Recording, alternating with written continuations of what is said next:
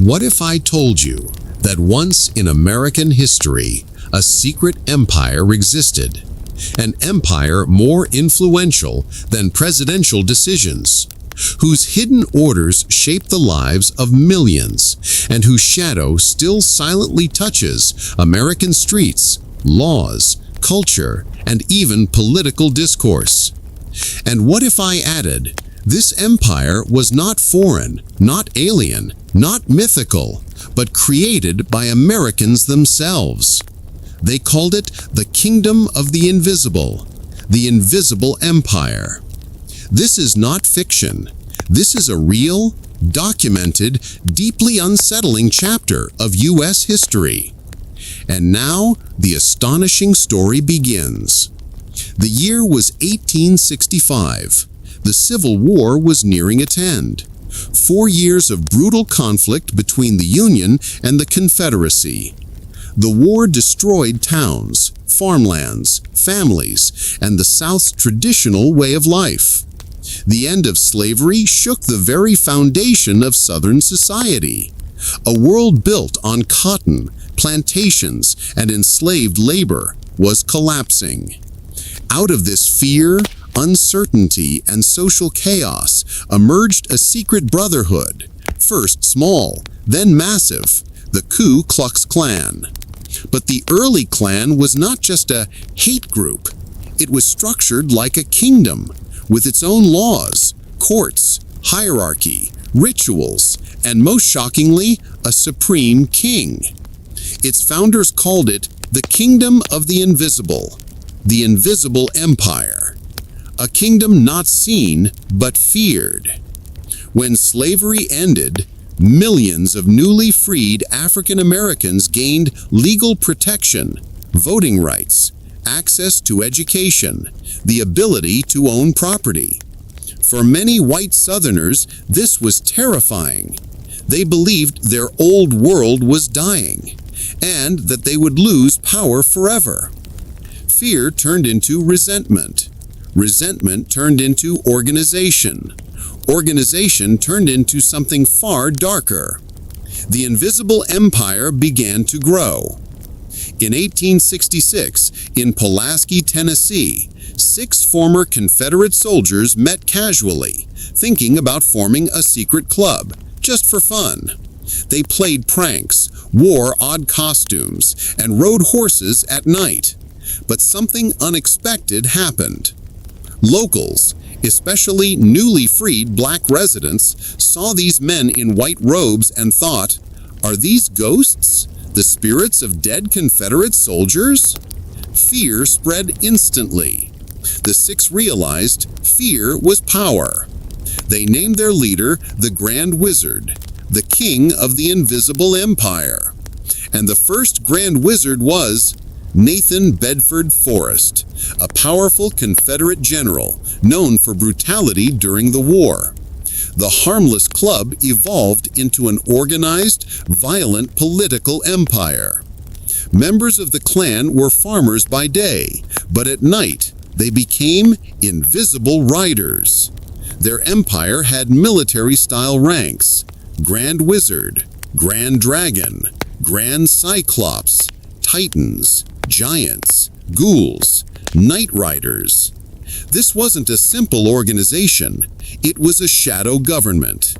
Between 1868 and 1871, the Klan spread throughout the South. Their mission? Restore white supremacy after the fall of slavery. Their tactics included terrorizing black voters, burning homes and churches, assassinating political opponents, destroying schools that taught African Americans, intimidating white supporters of Reconstruction. In many towns, sheriffs, judges, local politicians were secret Klan members. The invisible empire controlled counties like a shadow monarchy.